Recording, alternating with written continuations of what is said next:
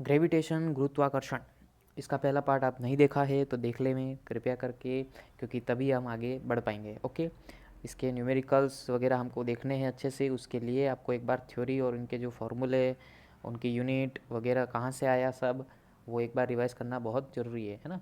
तो आप पहले पढ़ चुके हैं तो अच्छी बात है, नहीं पढ़ा है तो एक बार और रिवाइज़ करना ज़रूरी है। इसके बाद हम इससे संबंधित जो भी प्रश्न बनते हैं उन सभी को देखेंगे, है ना। तो शुरू करें आज। गुरुत्वीय क्षेत्र, ग्रेविटेशनल फील्ड। तो किसी पिंड के चारों ओर का वह आकाश या वह स्पेस या वह क्षेत्र जहाँ पर कोई अन्य पिंड गुरुत्वाकर्षण बल को अनुभव करता है, तो वह क्या कहलाता है? गुरुत्वीय क्षेत्र, है ना। जैसे ये कोई पिंड है, इसके चारों ओर का वह क्षेत्र, ये वह क्षेत्र जहाँ पे अगर कोई और पिंड आता है तो वह गुरुत्वाकर्षण बल अनुभव करता है, तो वह क्षेत्र उसका क्या कहलाएगा? गुरुत्वाकर्षण बल का जो अनुभव करेगा वह क्षेत्र उसका क्या कहलाएगा? गुरुत्वीय क्षेत्र। ओके, तो गुरुत्वीय क्षेत्र ये है, इसकी तीव्रता क्या होती है? गुरुत्वीय क्षेत्र की तीव्रता को ई से भी दर्शाते हैं, कहीं ई जी से भी दर्शाते हैं, और हमने यहाँ पे आई से, इंटेंसिटी फॉर आई से भी दिखाया है ना। तो आपको जहाँ पे जो मिलता है कोई दिक्कत नहीं है ना, कंफ्यूज ना हो, ध्यान रखें कि किस चीज़ के लिए यूज़ मिली है ना। ठीक है साहब।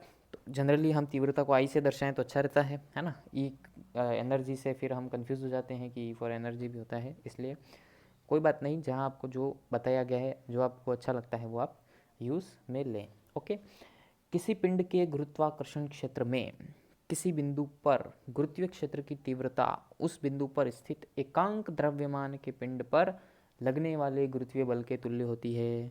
समझ में आई बात कि आई क्या होता है, गुरुत्वीय क्षेत्र की तीव्रता क्या होती है भाई साहब? तो गुरुत्वीय क्षेत्र की तीव्रता होती है एकांक द्रव्यमान पर लगने वाला गुरुत्वीय बल, है ना। तो आई बराबर क्या होता है? एफ अपॉन एम, एकांक द्रव्यमान पर लगने वाला गुरुत्वीय बल। ओके, तो आई बराबर एफ अपॉन एम होता है, तो ये फॉर्मूला ध्यान रखना है। आई आपकी जो है वो एक सदिश राशि है, यह सदैव उस पिंड के गुरुत्व केंद्र की ओर होती है, उसकी दिशा, जो उसकी गुरुत्वीय क्षेत्र की गणना हम कर रहे हैं, है ना। इसका मात्रक क्या होगा? तो बल का मात्रक होता है न्यूटन, और एम होता है द्रव्यमान, इसका मात्रक होता है केजी, है ना। तो न्यूटन अपॉन केजी। इसका विमीय सूत्र आप बल का विमीय सूत्र लिखेंगे, उसमें एम का भाग दे देना है, तो एम से एम कट जाएगा, सीधी सी बात है, तो बचेगा आपके पास केवल एल टी माइनस टू, है ना। तो ये आपका विमीय सूत्र है। विमीय सूत्र हम इससे पहले सभी के देख चुके हैं, और एक अलग से भी विमीय सूत्र का देख रखा है वीडियो, है ना। तो नहीं समझ में आता है, अगर डिटेल में देखना है तो आप विमीय सूत्र वहाँ देख सकते हैं। एम रखा हो तो न्यूटन के गुरुत्वाकर्षण के नियम से G M M upon R square. देखो साहब, यहाँ पे क्या बात हो रही है? अब आई बराबर एफ अपॉन एम आपने फॉर्मूला देख लिया, है ना। एक तो ये फॉर्मूला, एक इसके आगे और क्या हो सकता है? तो इसके आगे हम क्या करेंगे? एफ की वैल्यू रख देंगे। गुरुत्वीय सार्वत्रिक जो गुरुत्वाकर्षण का जो सार्वत्रिक नियम पढ़ा था हमने, उसमें अपने एफ का जो फॉर्मूला निकाला था, है ना, वही फॉर्मूला हम यहाँ पे यूज़ में ले रहे हैं, G M M upon R square. Okay, तो वही फॉर्मूला हमने यहाँ रखा, यहाँ से इससे क्या होगा? एम से एम कट जाएगा और बचेगा क्या आपके पास? आई बराबर G M upon R square. Clear? तो ये आई का मेन फॉर्मूला, ये भी एक और बहुत अच्छा है, काम का है, तो इसको ध्यान रखें। जैसे जैसे परीक्षण द्रव्यमान एम, बिंदु द्रव्यमान एम से दूर जाता है, गुरुत्वीय क्षेत्र की तीव्रता घटती जाती है। सही बात। चलो, और इसके क्या होगा? ये आई किसके विक्रमानुपाती होगा? दूरी के वर्ग के विक्रमानुपाती। वो तो आपको फॉर्मूले से समझ में आ जाएगा। आप अभी मेन फॉर्मूले अगर नोट कर रहे हो तो अच्छी बात है, एक जगह नोट भी कर सकते हैं, ताकि जब यूज़ में लेंगे तब एक साथ इधर उधर आप भूले नहीं, है ना। गुरुत्वीय विभव, ग्रेविटेशनल पोटेंशियल, एकांक द्रव्यमान को अनंत से गुरुत्वीय क्षेत्र के अंदर किसी बिंदु तक लाने में जितना कार्य होता है, उस बिंदु पर गुरुत्वीय विभव कहलाता है। यह सदैव ऋणात्मक होता है, अनंत पर इसका मान शून्य मानते हैं, है ना। तो एकांक द्रव्यमान से, या एकांक द्रव्यमान को अनंत से, एकांक द्रव्यमान को अनंत से किसी भी पिंड के, मतलब किसी के भी ग्रेविटेशनल फील्ड में, है ना, जैसे ये इसका ग्रेविटेशनल फील्ड है, तो किसी को अनंत से यहाँ ग्रेविटेशनल फील्ड के अंदर, इसके अंदर किसी बिंदु तक लाने में किया गया कार्य, है ना। तो इसका मतलब ग्रेविटेशनल फील्ड के अंदर लाने में किया गया कार्य क्या होगा? उसको क्या कहेंगे हम, गुरुत्वीय विभव कहेंगे, जो कि आपको सदैव ऋणात्मक होता है, और अनंत पर इसका मान हम शून्य मानते हैं। ठीक है सर। इसका मात्रक, अच्छा पहले फॉर्मूला देख लो फिर मात्रक देखना। फॉर्मूला इधर है, हाँ एक बार इसकी परिभाषा और दी गई है, वो भी देख लो कि एकांक द्रव्यमान को किसी निर्देश बिंदु से, है ना, छोटा मोटा शब्दों का हेरफेर चलता रहता है, आपको जो सही लगे आप यूज़ में ले सकते हैं, कि किसी निर्देश बिंदु से या सामान्यतः अनंत से गुरुत्वीय क्षेत्र के अंदर किसी बिंदु तक लाने में किया गया कार्य क्या होगा, उस बिंदु का गुरुत्वीय विभव कहलाएगा। तो विभव v बराबर क्या होगा, w बटा m, है ना, एकांक द्रव्यमान पर किया गया कार्य, है ना, तो w बटा m, तो v बराबर w बटा m। अब यहाँ पे इसका मात्रक क्या हो जाएगा, तो मात्रक देख लो, w का मात्रक क्या होता है, जूल, और m यानी द्रव्यमान, द्रव्यमान का मात्रक होता है किलोग्राम, तो इसका मात्रक हो जाएगा जूल अपॉन किलोग्राम। ठीक है।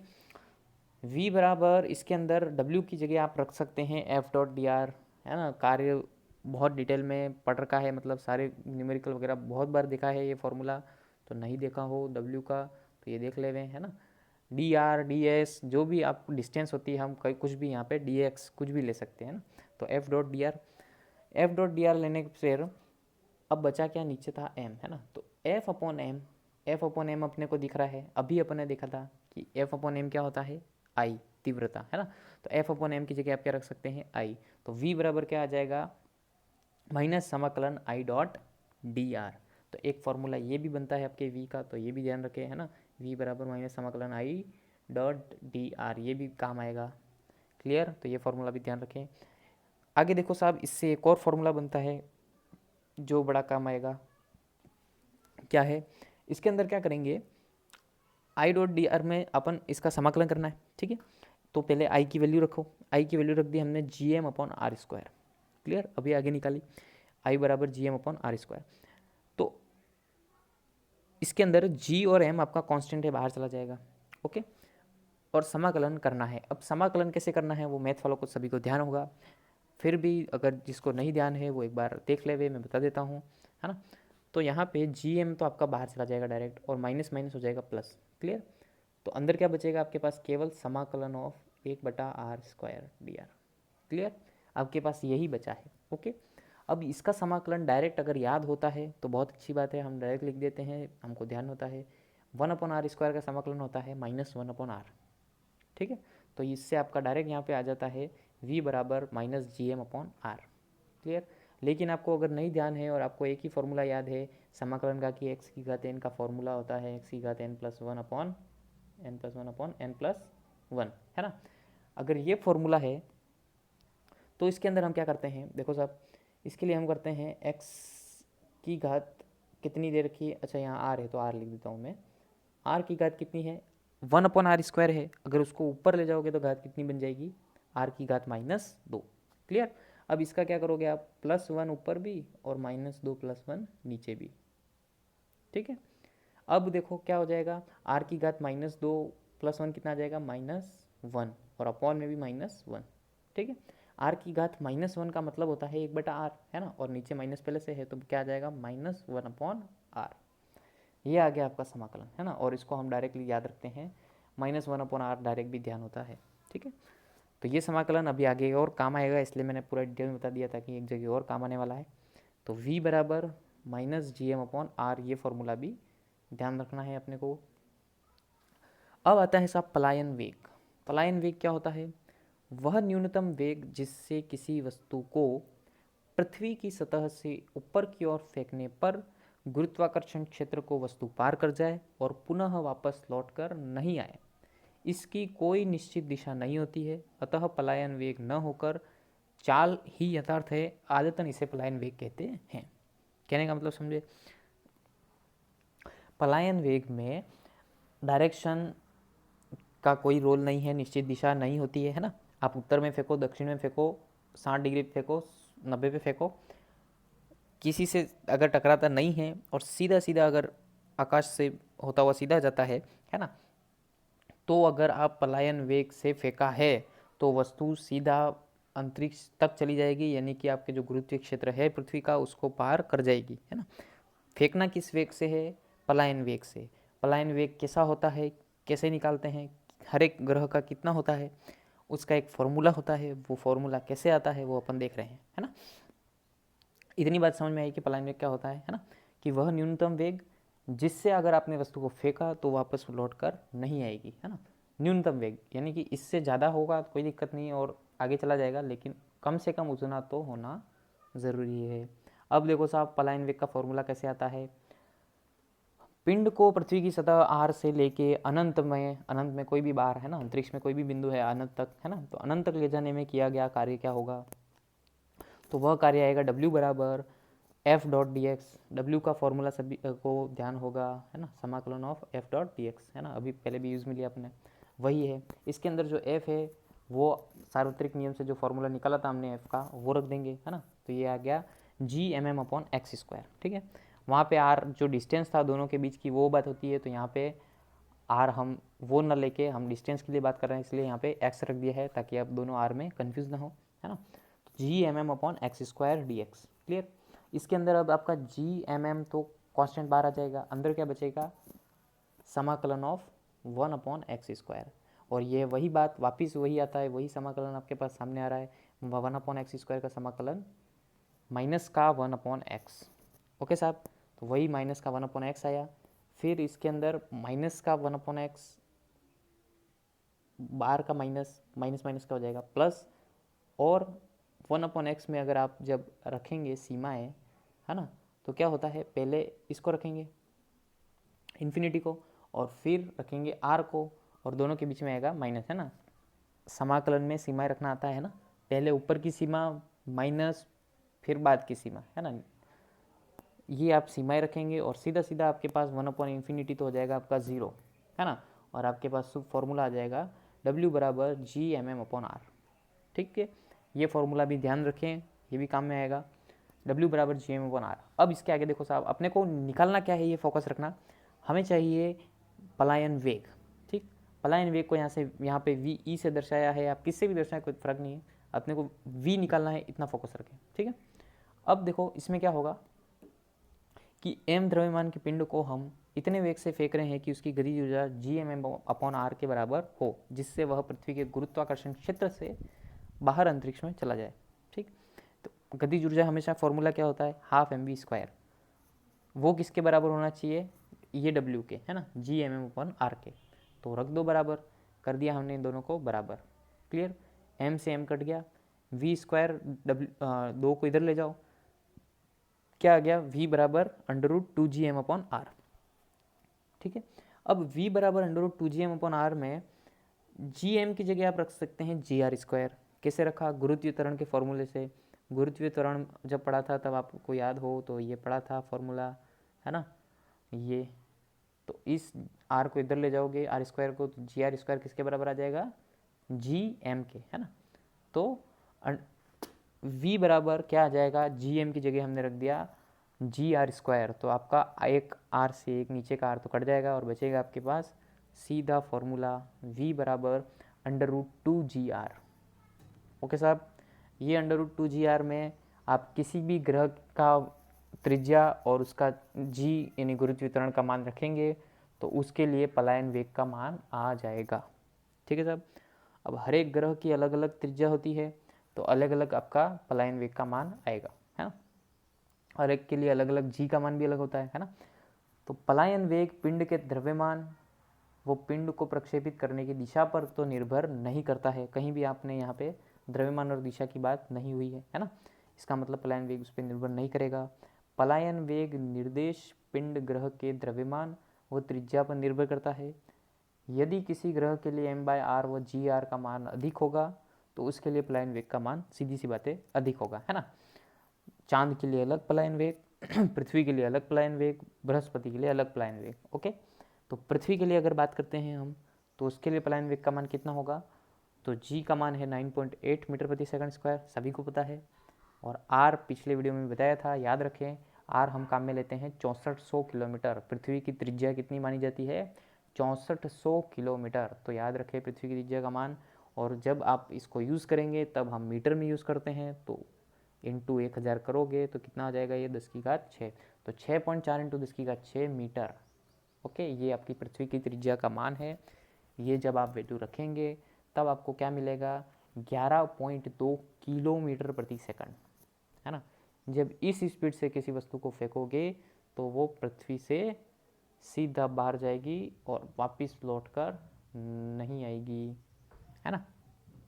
स्पीड कितनी है, 11.2 किलोमीटर प्रति सेकंड है ना, किलोमीटर प्रति घंटा मत सोच लेना कहीं गलती से। हाँ, अब देखो साहब, केपलर के 3 नियम हैं फेमस, सभी को वैसे ध्यान है, नहीं ध्यान है देख लेते हैं। तो केपलर के नियम में एक लास्ट वाले में फॉर्मूला आपको अच्छा मिलेगा। तो जिस भी फॉर्मूले का, जिस भी थ्योरी का अगर यूज़ में लेंगे हम, तो उससे पहले एक बार उसको रिवाइज कर लें, उसको देख लें, ये हमारा उद्देश्य है ना। तो आपको ध्यान है तो भी एक बार आप रिवाइज कर लें तो आपके लिए अच्छा है। तो केपलर ने खगोलीय प्रेक्षणों के आधार पर सूर्य के चारों ओर ग्रहों की गति के 3 नियम प्रतिपादित किए, जिन्हें केपलर के ग्रहीय गति के नियम कहते हैं। जिसमें प्रथम नियम को कक्षा का नियम भी कहते हैं। तो आपको कभी डायरेक्टली पूछा लिया जाता है ना, कि केपलर का कक्षा का नियम बताओ, तो पहले तो ये ध्यान होना चाहिए कि पहले नियम की बात कर रहा है ना। तो सभी ग्रह सूर्य के चारों ओर दीर्घवृत्ताकार कक्षा में चक्कर लगाते हैं, है ना। ये आपका सूर्य है, इसके चारों ओर जितने भी ग्रह हैं वो कैसे लगाते हैं, दीर्घवृत्ताकार पथ पर चक्कर लगाते हैं। ओके साहब, अब यहाँ पे दीर्घवृत्ताकार ऐसा ही बन रहा है मेरे से तो पहला नियम तो यही कहता है बस, है ना। और इसके अंदर आपका क्या कहना है कि सूर्य आपका कक्षाओं के एक फोकस पर रहता है, यानी सूर्य तो स्थिर है बीच में, और इसके चारों ओर ग्रह इसके चारों ओर चक्कर लगा रहे हैं। और कैसे पथ पे चक्कर लगाते हैं, दीर्घवृत्ताकार, है ना।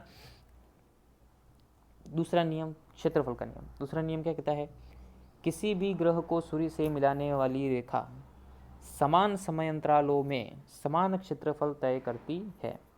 ग्रह की क्षेत्रीय चाल अर्थात नियत होती है। इस नियम के अनुसार जब भी ग्रह सूर्य से दूर होगा उसकी गति मंद होगी, और जैसे ही सूर्य के पास में होगा उसकी स्पीड फास्ट चलेगी, है ना। तो यह कोणीय संवेग संरक्षण के नियम के अनुरूप होता है।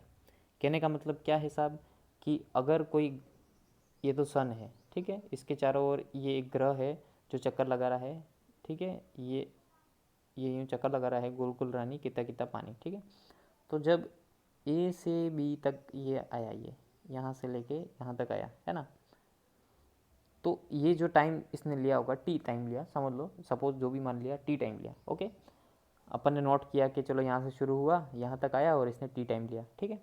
फिर थोड़े टाइम बाद अपने यहाँ पे नोट किया, यहाँ से लेके यहाँ तक आया, ओके साहब। यहाँ पे भी हमने नोट किया टाइम टी ही लिया, ठीक है, दोनों में टाइम टी है, ठीक है सर। लेकिन आप देख रहे होंगे कि यहाँ पे तो ये ज़्यादा चला है ना, ऐसा लग रहा है, और यहाँ पे लग रहा है कि ये तो कम चला है, ऐसा लग रहा है। लेकिन अगर आप इसकी सूर्य से दूरी देखते हैं, है ना, और उससे जो एरिया बनता है उसका क्षेत्रफल निकालते हैं, तो वो क्षेत्रफल जो होगा वो दोनों में समान आएगा। ये आपका दूसरा नियम कहता है ना, कि समान समय में जितनी भी दूरी तय करता है ना, दूरी समान नहीं होगी, समान समय में, वापिस समझना है ना, कि समान समय में, यहाँ पे लिखा होगा कि ग्रहों की क्षेत्रीय चाल नियत रहती है, वो तो समझ में आ गया। लेकिन हम कहना चाह रहे हैं कि क्षेत्रफल, अच्छा इसमें क्षेत्रफल लिखा है वैसे, देखो समान समय में यानी समान समय अंतराल में, जो भी लिया समय अंतराल, है ना, क्षेत्रफल समान तय करेगा, है ना। यानी कि उस ग्रह की आप जो सूर्य से डिस्टेंस ये निकालेंगे, और इससे जो ये एरिया बनता है, ये और ये आपका समान आएगा, समान समय अंतराल के लिए, ठीक है। ये आपका दूसरा नियम कहता है, यानी कि dA/dt नियतांक होता है ना। अगला लास्ट नियम आता है, तीसरा नियम, ग्रह के परिक्रमण काल का वर्ग सूर्य से उसकी दूरी के घन के समानुपाती होता है। यानी कि ग्रह के परिक्रमण काल, यानी कि टोटल जो भी परिक्रमण काल होता है सबका अपना अपना, है ना, पूरा चक्कर लगाने में जो टाइम लगता है वो आपका परिक्रमण काल। तो वह जो काल होगा टी, वह सूर्य से उसकी दूरी के, यानी उसकी जितनी भी दूरी है सूर्य से, मान लिया कि आर दूरी है, तो परिक्रमण काल का वर्ग सूर्य से उसकी दूरी के घन के, यानी कि क्यूब के समानुपाती होगा। तो टी स्क्वायर समानुपाती होगा आर क्यूब के, ओके। तो तो बराबर क्यूब समानुपाती हटेगा तो बराबर लगाने के लिए एक नियतांक लगाएंगे जिसको हमने यहाँ के रखा है। टी परिक्रमण काल है जिसको आप आवर्त काल भी कह सकते हैं, और आर सूर्य से ग्रह की औसत दूरी है ना। अब एकदम फिक्स इंच टेप से मापने तो आप बैठोगे नहीं, ऐसा इंच टेप कैसे बनाओगे? सोचो, मतलब 6400 किलोमीटर जैसे पृथ्वी की त्रिज्या निकाली तो निकाली कैसे होगी? इतना बड़ा स्केल नहीं मिलेगा, इतना बड़ा आपको कोई इंच टेप नहीं मिलेगा, है ना। तो कितनी सालों की मेहनत से और सभी के जितने भी शोध होते हैं उनकी सभी की मेहनत से एक छोटी सी वैल्यू निकालने में भी भाई साहब सालों लग जाते हैं, है ना। तो इस इतनी सालों की इनकी मेहनत आपको एकदम परोसी हुई मिल रही है सीधी, तो उसको थोड़ा सा ध्यान से देखें, समझें और फिर अपना कुछ कल्याण करने का प्रयास करें। ठीक है साहब? हाँ, बहुत ज्ञान हो गया। स्पष्ट है कि सूर्य से ग्रह जितनी दूर होगा उसका आवर्तकाल उतना ही अधिक होगा। सीधी सी बात है ना, उसको उतना ही ज़्यादा घूमना पड़ेगा, है ना। इसलिए सूर्य से जितना दूर होगा उसका आवर्तकाल कितना होगा, उतना ही अधिक होगा। ओके। और जितना एकदम सूर्य के पास में होगा, है ना, जैसे बुध, तो उसका आवर्तकाल सबसे कम होता है, और नेपच्यून बहुत दूर है ना, सबसे लास्ट में, तो उसका आवर्तकाल या जो भी कहेंगे आप परिक्रमण काल, वह सबसे ज़्यादा होगा। ये आपका कहता है तीसरा नियम। ठीक, इसके कुछ और वह फॉर्मूले कुछ और रह जाते हैं, तो उसको और अभी थर्ड पार्ट में और देखेंगे, फिर अपन इनके सवाल वगैरह पे फोकस करेंगे। ठीक है, तो तब तक एक बार इनकी वापस रीडिंग मारो, प्रैक्टिस करो, रिवाइज करो, सारे फॉर्मूले थ्योरी वगैरह देखो, और फिर इनके क्वेश्चन करने का प्रयास करेंगे। ओके, पढ़ते रहो, मस्त रहो, खुश रहो। Thank you.